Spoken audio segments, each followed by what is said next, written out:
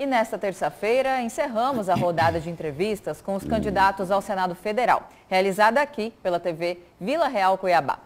E o nosso último entrevistado é o candidato ao Senado pelo PP, Neri Geller. Boa tarde, candidato, e seja bem-vindo ao Jornal do Meio-Dia. Boa tarde, Lúcio. Boa tarde, Camila. É um prazer estar mais uma vez com vocês, principalmente num programa importante como esse. Candidato, começar aí pelo assunto, com certeza, o mais polêmico, né? A cassação do seu mandato por unanimidade e a declaração de que o senhor está inelegível até 2026, né? Na decisão lá, o relator do Tribunal Superior Eleitoral, Mauro Campbell, ele colocou o seguinte: o quadro fático que foi descoberto por meio de quebra de sigilo fiscal e bancário dos envolvidos provou que os recursos tiveram origem vedada, havendo verdadeira fraude na simulação dos valores arrecadados. E ele concluiu: a robustez probatória leva à conclusão de que o investigado engendrou uma trama financeira cujo modus operandi era consistente com o recebimento de valores de pessoa jurídica, com transferências sempre no mesmo dia ou no dia seguinte, em favor do seu filho, o qual posteriormente devolvia essas importâncias, foi o que disse o ministro Mauro Campbell. Aqui é o seguinte, aqui eles não falam de venda de soja e milho, que é o argumento que o senhor tem usado, não é? Na verdade, fala em abuso do poder econômico. Na verdade, Lúcio, não é argumento. Eu fui inocentado aqui, Camila. E eu falo isso com toda a tranquilidade do mundo. Aqui foi registro de candidatura. Aqui eu fui inocentado e foi rejeitado por 5-2. Sabe por quê, Lúcio? Porque eu não tenho uma vírgula para responder sobre esse assunto. Está na minha declaração de imposto de renda. Eu recebi recurso da Bunga Alimentos, que está aí, da Seara Alimentos, e vocês aqui conhecem e sabem que nenhuma empresa multinacional faria doação de campanha dessa forma, sendo irregular. Então, o dinheiro está comprovado, está anexo ao processo, Lúcio.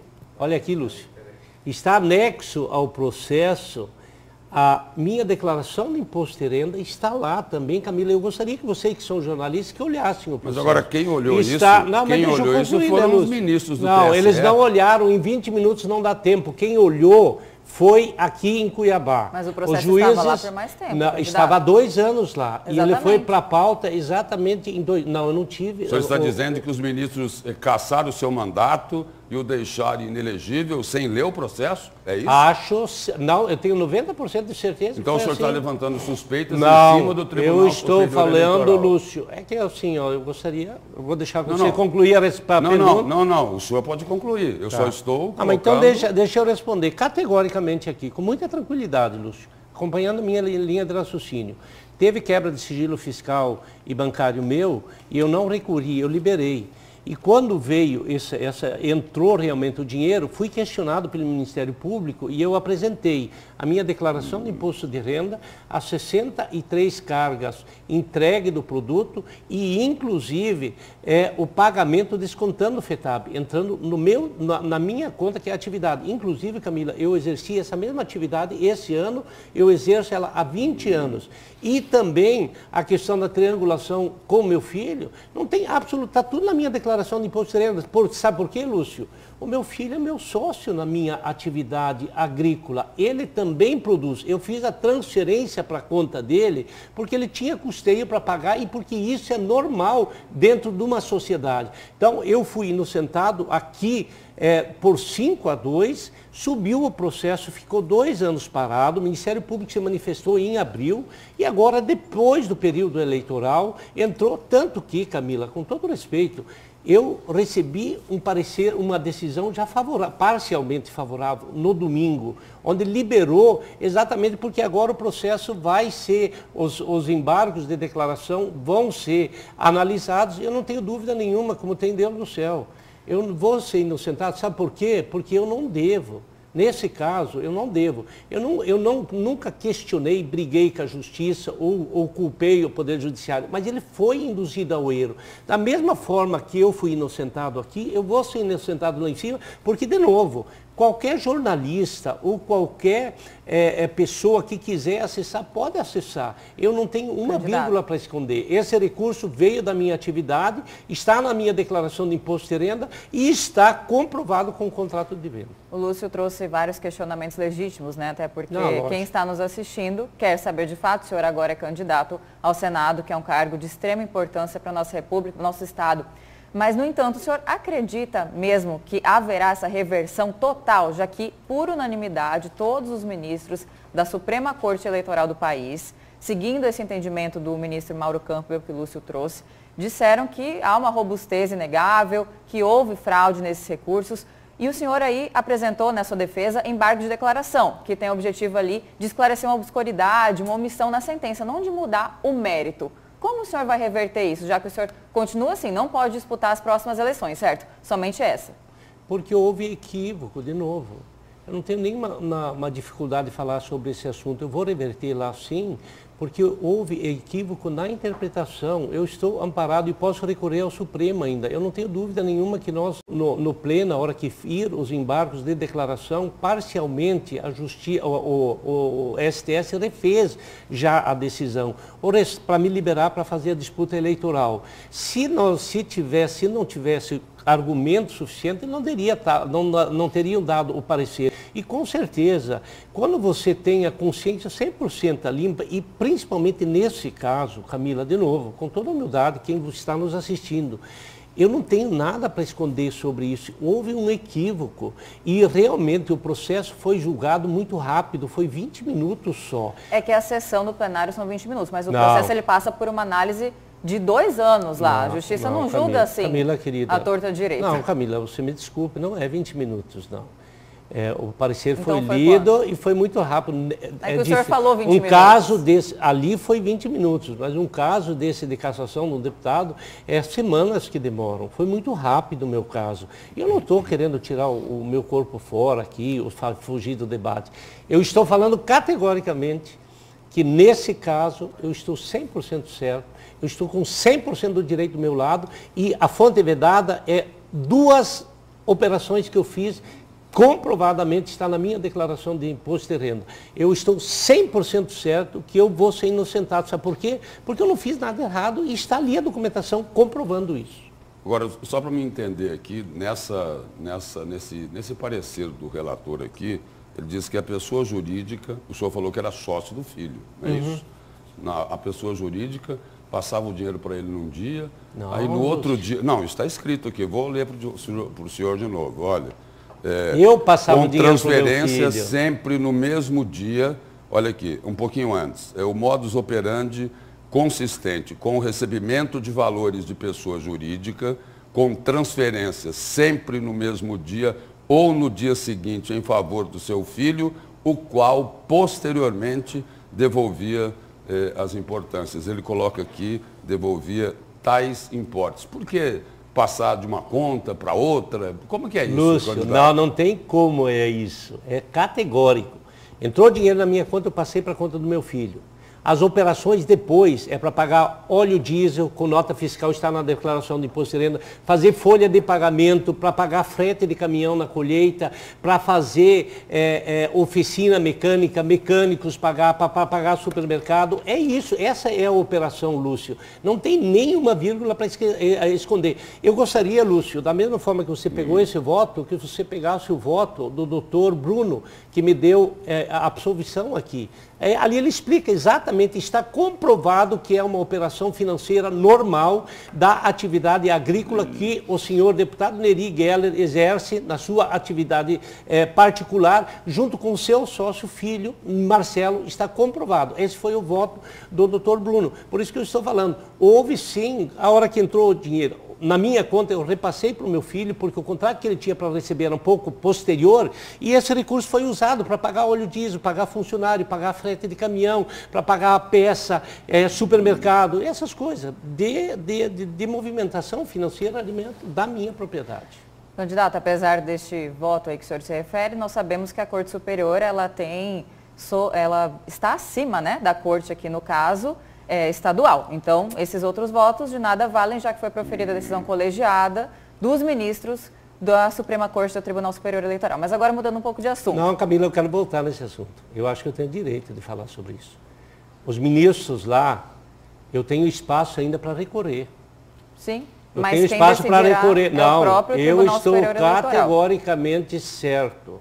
De novo, dinheiro está declarado, na minha declaração de imposto de renda, eu tenho contrato futuro, foi um tremendo de um equívoco. Eu não tenho nenhum problema para falar com esse assunto, mas ele tem que ser bem esclarecido e eu quero que a sociedade acompanhe esse caso, porque eu fui injustiçado. Não é justo, Camila, o que eu passei, a minha família, o meu filho passou. Eu não devo, e por isso faço questão de voltar nesse assunto, porque é um assunto que eu, novamente, não tenho nada para esconder. Como falou o Lúcio, teve movimentação financeira legítimas, declaradas, e se não fosse assim, Camila, com tudo que aconteceu há 3, 4 anos atrás, vocês não acham que a Receita Federal teria me pego? É lógico que sim. Não houve um equívoco. O que o ministro disse não foi que foi movimentação legítima. Ele falou que foi outra coisa. É por isso que eu recorri, Lúcio, para fazer exatamente a mesma coisa, comprovar, eles têm que analisar as provas e a hora que eles olhar, não é nem as provas, é só olhar os documentos que eles vão ver e eu vou reverter esse caso. Candidato, eu não questionei a sua inocência, eu não só falei que a Corte Superior está acima da estadual e isso é de fato. Mas eu tenho prazo para recorrer, né, Camila? Sim, com certeza. Isso eu tenho que deixar para o público também, senão vai ser injusto comigo. Agora vamos mudar um pouco de assunto, até para os eleitores entenderem melhor. Muitos aí consideravam o senhor como, né, representante do agro, consideram, e por vezes o senhor apareceu ao lado do atual presidente, Jair Bolsonaro. No entanto, o senhor lá atrás foi ministro da Agricultura durante o governo Dilma e agora está aí apoiando a candidatura do ex-presidente Lula.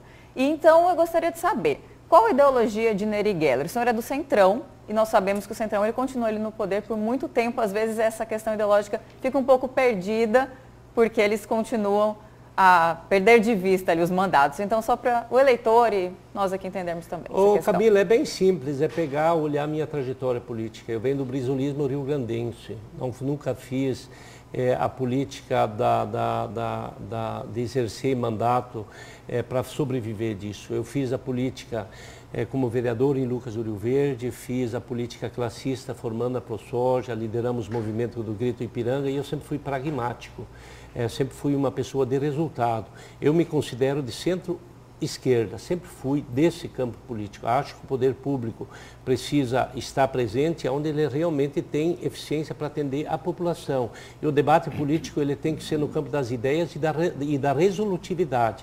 Nós não podemos fazer nem o extremismo do lado esquerdo e nem o extremismo do lado direito. Nós precisamos criar ambiente de diálogo. E a minha atuação quando ministro de Agricultura, como secretário de Política Agrícola e principalmente agora como deputado federal, e vocês acompanharam, foi no campo da resposta para a sociedade. Nós ajudamos muito o governo do Estado a reestruturar o Estado, a buscar o equilíbrio fiscal, a conseguir trazer recurso para o Estado, e foi muito, não foi pouco, para fazer os 4 hospitais regionais e conseguir também, Camila, aprovar pautas importantes que precisou da maioria, que teve votos de direita, de centro e de esquerda, e cito eles: licenciamento ambiental, a própria reforma tributária que nós votamos em parte lá no Congresso Nacional, na Câmara, ainda está pendente no Senado. Então, quem é o Nery Geller? Eu sou agricultor de vocação, fui comerciante e estou na política para ajudar as pessoas. E não faço disso uma forma ideológica de brigas. Eu sempre fui de resultado. Então, eu me considero do campo de centro-esquerda. Candidato, não causa um incômodo recentes declarações do atual candidato ex-presidente Lula quando ele se refere aos produtores do agronegócio, agroindústria como fascista, certo? E quando ele defende que o MST vai ter um protagonismo no governo dele, como que o senhor se sente? Recentemente até o PT entrou aí com um pedido para diminuir o período do vazio da soja, certo? E foi acatado pelo TJMT. Há uma carta aí com mais de 20 instituições do agronegócio repudiando isso. Inclusive o nome do senhor é citado. De que forma o senhor entende essas manobras contra o agronegócio, que é uma das suas bandeiras, como o senhor falou?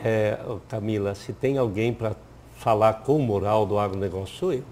Eu reestruturei o crédito agrícola, eu trouxe mais de 3 bilhões de garantia de preço mínimo, eu fui o responsável pelas grandes transformações, junto com vários outros companheiros da agricultura aqui no estado de Mato Grosso, inclusive passando pelo 3º ciclo de industrialização. Nós discutimos a industrialização do milho para etanol em 2014, a primeira usina Flex. Falo isso de novo, no fundo do coração.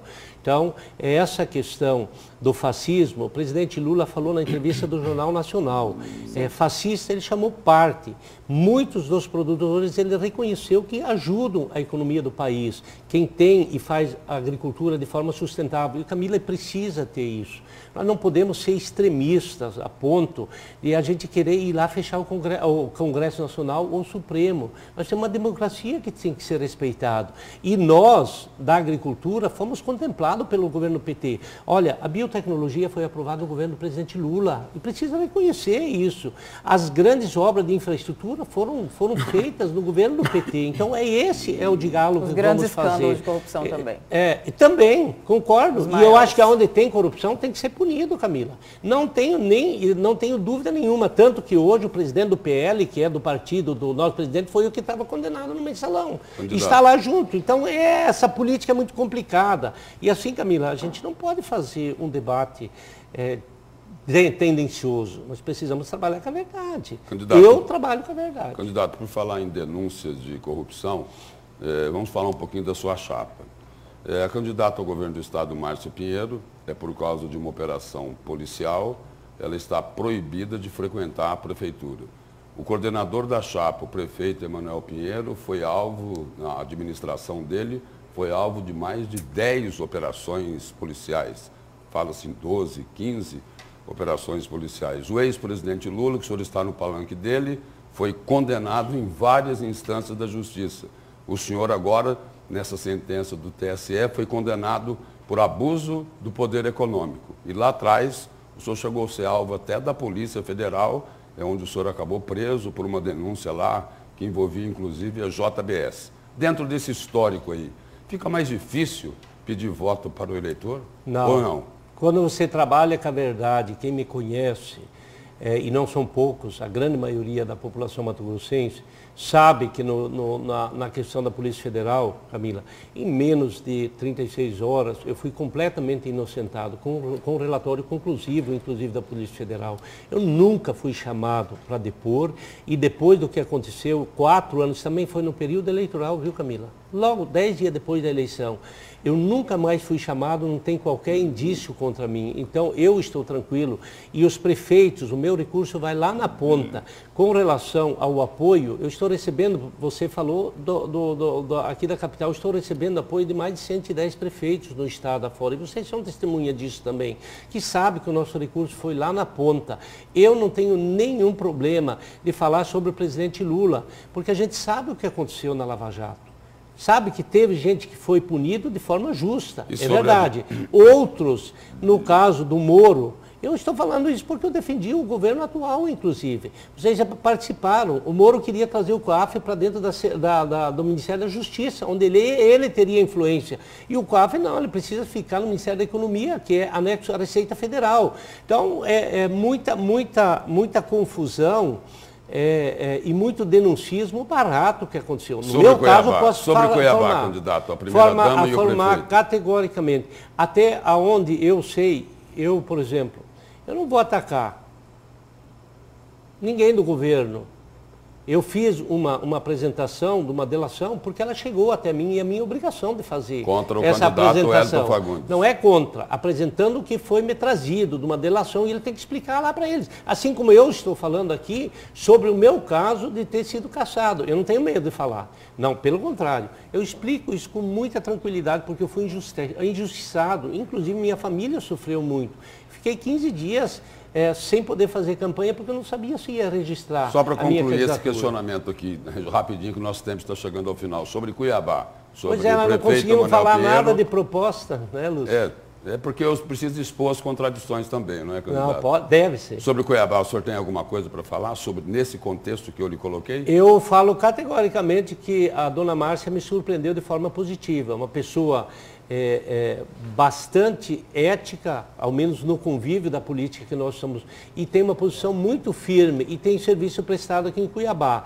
Não sei se as denúncias contra ela têm alguma coisa de concreto, então a gente precisa esperar o julgamento. Candidato, o senhor tem 40 segundos, 35 segundos para dizer ao eleitor por que é que o senhor quer ser senador da República. Lúcio e Camila, primeiro agradecer a vocês, apesar de achar que a entrevista foi um pouco presa, não deu para falar e pouco tempo também, não deu para falar das propostas. Eu sou, nesses 40 segundos que me restam, eu tenho serviço prestado e eu quero que cada um de vocês acompanhe nosso trabalho. Nós vamos resgatar a capacidade de diálogo do Brasil. Estou no projeto nacional junto com o Lula e com o Alckmin porque eu acredito neles. E para senador, 111, com serviço prestado no Senado Federal, vamos ter muito mais força para trabalhar mais pelo Estado de Mato Grosso e pelo Brasil. Candidato, obrigado pela presença e pelas informações aqui no Jornal do Meio-Dia. Obrigada. E na quinta-feira, às 11 horas da manhã, aqui na TV Vila Real Cuiabá, nós vamos receber todos os candidatos ao Senado para um grande debate. Então, já agende aí, quinta-feira, às 11 horas da manhã.